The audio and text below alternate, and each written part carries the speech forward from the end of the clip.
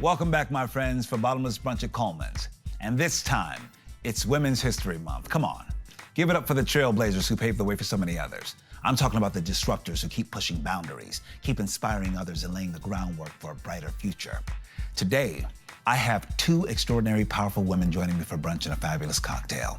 So, this one's for all those who champion women wearing pants. And now we've reached the moment where it's okay to kick off those pants, because after all, this is Bottomless Brunch. Let's go.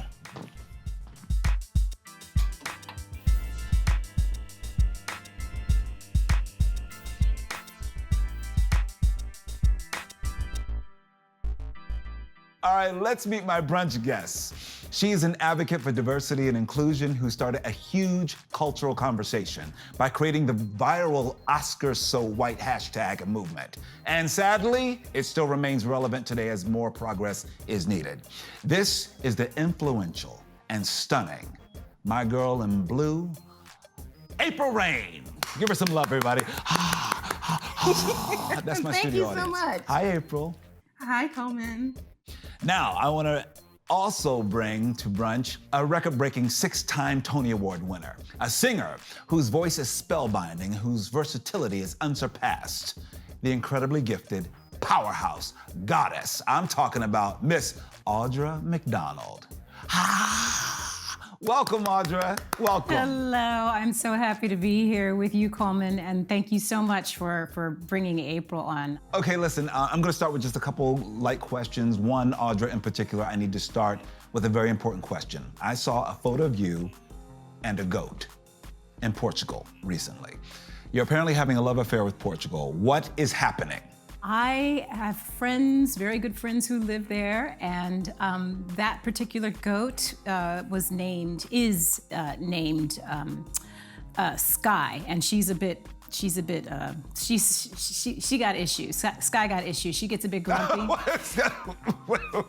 Sky and I have had words, but most of the time we get along. So no, my friends own a farm in Portugal, and my husband and I fell in love with the area, fell in love with Portugal, and there was a farm next door that was available, and we bought it.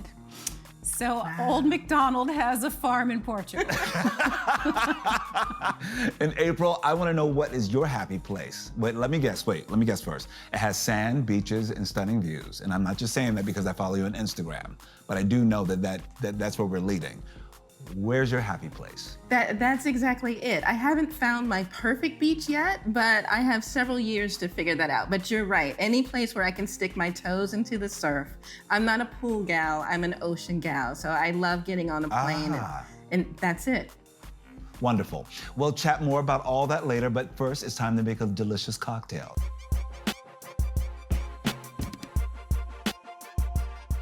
All right, you got all your ingredients, and it's good to have a glass of water handy. You got it? I got my glass of water. Today, in honor of Women's History Month, we're going to make a Zacapa Espresso using Zacapa No. 23 rum. Now, Zacapa is aged in the highlands of Guatemala, where the cooler temperatures enhances the flavor and aromas of the rum. And I want to give a shout out to the master blender overseeing the aging process. Her name is Lorena Vasquez, and she's one of the few female master blenders in the world. And Lorena actually created the cocktail we're making today. So here's to Lorena. Yes. All right, Lorena, let's get it in. All right, here's everything you're gonna need, okay? You're gonna need 1.5 ounces of Zacapa No. 23 rum. You got that, ladies? Ready to go. Good. And then you're gonna have 1 shot of espresso, 1/4 ounce of simple syrup, and an orange peel. So this is gonna be pretty simple. I didn't wanna make it too hard today because I just wanna get to a little deliciousness very quickly. We're gonna add 1 shot of espresso into a stirring glass. I have my stirring glass. You got yours? Yes. And 1 shot for me is gonna be 1.5 ounces. Here we go. There we go. Got the measuring tool, 1.5 ounces. Perfection. And then you're gonna add 1/4 ounce of simple syrup. Where's my simple syrup? Here we go. 1/4 ounce in that baby. Perfect. And then you're gonna add 1.5 ounces of Zacapa No. 23 rum. How you guys doing out there? You doing all right? Doing okay. So far, so good. And you'll notice on this bottle of Zacapa No. 23 rum and every other bottle, it has this beautiful hand-woven band. It's actually made by communities of female artisans in Guatemala. That's wonderful as we celebrate women. We're gonna add ice. Pow. Look at this ice, beautiful ice. I made this ice myself. We're going to stir. All right. Now, we're gonna pour it into a rocks glass with a large ice cube. We're gonna strain this baby into it, okay? Okay. So here's my strainer. Perfect. Here's my rocks glass. I'm gonna get a large cube. Mine's a twin. But you know what's good about these cubes when it's like one? It doesn't melt your cocktail Ah. when it's too much ice. Look at that. Oh. That's pretty gorgeous. Now it's garnished with a little orange peel. You got your orange? That matches my orange. Audra's background, I believe. Yes, perfect. Yes. And just get a nice little, I got a nice little circle going. I wanna see what kind of design you do. Some people do a nice square. Wait, what did you do? It's just the rind? Okay. Nobody said there'd be arts and crafts on this. You didn't get the memo that this is an arts and crafts show? Oh, that's gorgeous. Good, April, good. Audra, can we see your work? No, you see it's off here. I'm not showing you my work. I'm just, and then I just drop it in, right? Just drop it right on top, exactly. Good, wonderful. Okay. The orange made it Give in it a there. give it a nice smell. Smell that real quick. It's really good. Get the notes. Ooh. It is nice. You can find the recipe for the Zacapa Espresso on amc.com/brunch, okay? I'd like to personally toast both of my sisters today and all the women who continue to inspire and make good trouble daily. Cheers! Cheers. All right? Give it Cheers. have a little sip. Give it, Okay. You I like like it? That's delicious. I like Isn't it it. good? That's It's good, so right? good. Did you guys know that anytime you go out for brunch, you're actually honoring a feminist tradition? Now, if you look back in history, brunch sort of became a public expression of women's lib. Isn't that cool? Now, I'm talking brunch, not, ladies who lunch. That's a whole different thing. So with that in mind, Audra, show me the Audra McDonald plate. What did you make, Audra? It doesn't look exciting, but let me explain. This is a piece of whole wheat sourdough bread with cashew cheese, then avocado, and then Portuguese olive oil from the olives on my farm. So it's I literally picked these olives myself. So we pressed that olive oil so that it's then that, and then I put arugula on top, and then I put a little bit of hot sauce. This is such a meal, and it is a party in my mouth. Amazing. That sounds incredible. Miss April Rain, what did you bring us for brunch today? All right, as opposed to Audra, we are doing a tale of two cities. She's got the really healthy version. Colman, I know you like things meaty, cheesy, and greasy. So I have a homemade frittata with chorizo, 4 kinds of cheese, and some vegetables for color. So this is what I have made for the show today. I'm very excited. I've never made this one before, but I'm excited. All right, April. Okay, you just threw it down. Yes, you did. Meaty, cheesy, It's and greasy. I brunch. love You're it. supposed to Meaty, fall cheesy. asleep immediately after brunch. So this is gonna do it for me. You guys, I think I'm gonna disappoint you guys. I think I went the opposite way than maybe what expectations were held high for me when it comes to meaty, cheesy, and greasy brunch. I went with something to represent all the powerful women out there like you. I went for a nutrient-rich dish to fuel you right through the glass ceiling. A vegan power bowl, okay? Okay, I've got some mouth-watering pickled veggies. I got my healthy grains in here, roasted sweet potatoes, Brussels sprouts, fresh kale, fresh broccoli, avocados, bursting with all those nutrients, and a drizzling of, wait for it, a turmeric tahini dressing. Are you mad? Okay, It's fast, a little bit. It's powerful, it's delicious. Like you. Bump it, it smells good. Okay, let's have a little brunch. Dig in. Yes. Pickled veggies are good. They're good for the stomach.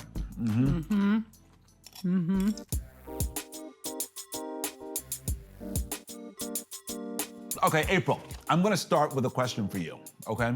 First of all, where the heck did you come from, okay? You exploded onto the scene with so much power and knowledge and grace, okay? I wanna know, what is your end game with all of this? Well, I came from the audience. I think that's the easiest. I was an entertainment consumer. I love TV. I love movies. I love stage. But I didn't see myself, and I didn't see people who looked like my kids. And so I sounded the same rallying cry that so many people, Harry Belafonte and Sir Sidney Poitier and so many others have sounded before me. I think the difference here is right place, right time, and social media. So the end game is to really talk myself out of a job for us to stop having to have these conversations about equity and inclusion and representation, because things are normalized, because the gatekeepers and those people who, greenlight films and TV shows start asking why not? Why not try something new, try someone new in this particular role or position? When you drop that hashtag, a seismic shift started to happen. It really was. And it reverberated. And I was so grateful for you. But for me to see like such a powerful woman step out in that way, and then to sort of get to know you on social media and to see what you and I had in common, aside from being just, Black women, we're moms, your inability to pack more than 2 hours before your flight, I was like, this woman is me. 5 hours before a flight, I haven't started to pack yet. And then I just get a vision. I'm already stressed out. I get I'm like that the a lot. night before. I'm totally stressed out. No. For what? Why? The way I think about it is, very rarely am I traveling to a place where I can't get whatever it is that I may have forgotten. You know what I'm saying? So for me, I've got, as we all do, so many things happening during the day. So packing is very last minute for me, but 99% of the time, I've got everything I need. You're amazing. I'm still stressed out though. I'm totally stressed out. Okay, Audra, from the outside, you have a lot going on. You have a lot of children. You have right. You have like at least 150 properties spread around the world. You've hosted the Tony Awards. You star on like 3 or 4 television shows. With everything that you do, is there ever such a thing as a routine day for you? We all want to know. No, there just hasn't been. Because, we're a blended family, and his 2 sons and my daughter, our oldest, are 20. They're in their junior year of college, and then his younger son is 17. And so we were getting close to where we were going to be able to have like normal days before our shows and stuff. And then some little soul said, nope, you're going to have another baby at 46. Yeah. Good luck. And then the pandemic happened, and all of a sudden it was like, I don't know how to just be home. And it took a minute of adjusting to say, all right, now we're all just going to be in each other's face 24/7. And like for our little one, she was thrilled, and the dog is very confused. He's like, why are y'all here day in and day out? And yet nobody is taking me for a walk. So all worn these people out. in the house. The dog is so worn out. Like, don't y'all got things to do? I know. I want to know as well, Audra, then you have a house filled with loved ones and a dog and all these things going on. I'm sure I know that just knowing you, that you're still performing and you're on committees, you name it. Where's that moment for yourself in the day? My moment of peace is after my daughter has fallen asleep. My 5-year-old has fallen asleep because we lay down with her until she goes to sleep. And from the moment that she falls asleep, and I'm in the bed with her, before I decide to get up and then get things done for the rest of the night, that's my moment of peace. But what about you, April? Do you have a moment in your day where you take it in just for yourself? I think my moment is in the morning. So still in bed, as I awaken, and I've got my little journal right next to my bed. But I also take the moment to prioritize me and decide if the things that are on my calendar for the day are the things that I truly want to do. I like to say, what I do today is important because I am exchanging a day of my life for it. Ooh, and so I want to make yes. sure I keep that throughout the whole day. Audra, here's something I wanted to ask you. We all change, although, of course, in this town, sometimes it's tough to see the change through all the Botox. My question is, internally, how do you think you've changed in the last decade? I'm speaking up for myself more. I am less fearful of what other people are going to think now. I am much more confident in who I am now. Whereas before, maybe you feel with like people suffer from imposter syndrome or just, wanting to do everything to please everybody else. I'm finding that when something feels wrong, or if there's been some sort of injustice, whether it's toward me or toward anybody, whatever, I'm vocal now. So I think that's how I've changed the most. You said something that I think that we all deal with at some point in our lives when it comes to imposter syndrome. Because I feel like that's something that we all have, but I think that possibly someone who's been lauded as much as you have you ever felt the imposter syndrome, like, oh, I'm not worthy, or I don't deserve this, or is this mine? I felt it all the time. And certainly because I was lauded so early and so quickly, and because I was a woman of color in this space, I absolutely was feeling, well, I don't deserve all this. And I'm starting to, I'm not in a place where I'm like, oh, well, I deserved it all and where's more? I'm not that. Right. But I know that I've worked very hard. I know that I have done my level best every single time. So I'm not gonna degrade myself or invalidate myself, I think, in the way that I used to. And with that, April, you have, listen, I'm just looking at your face. You have such a wonderfully expressive face. Now I wanna know, when award nominations come out, how far do your eyes roll into the back of your head? Okay? I get a headache. Seriously though. I get a headache. Okay, you Go get all a the headache. way. You get stress headache? Okay. What is your inner monologue like when you see these nominations? Oh, it's typically, here we go again. And what is this going to look like? Too often I am disappointed but not surprised, unfortunately. And then you get those glimmers of hope. So many actors and actresses are creating their own production companies. No longer waiting for a seat at the table, but they're saying, we are going to create this space so that we can make the art that we want to see on screen, whether it be big or small. And I think that's what's going to be the real change. Amen. And I'd like to, before I have a few rapid fire questions for you guys. This is just a little bit of fun. I want to see how your brains work, okay? I am not ready. I'm gonna need answers from both of you for each question, okay? And this is gonna be rapid fire. All right, here we go. Audra, name your favorite Colman Domingo movie or TV show or stage performance. Oh, Passing Strange. Great, April. You and Zendaya sitting at that table for the Euphoria Christmas episode. Unbelievable. Thank you, wonderful. Great answers, okay. How many times have you lied today, Audra? 0. Good, it's still early. Great, wonderful. April.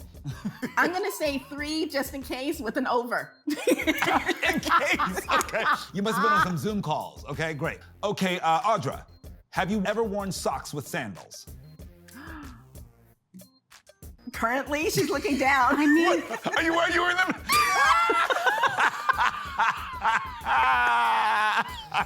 Well, they're slip. They're, I told you I hadn't lied today, so.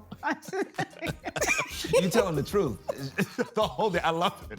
Okay, April, you. Never, not once. Never. Please don't even finish that sentence. Never, not once. Okay. Okay, and finally, this is our final rapid fire question. Describe each other using only one word. April, describe Audra with one word. Regal.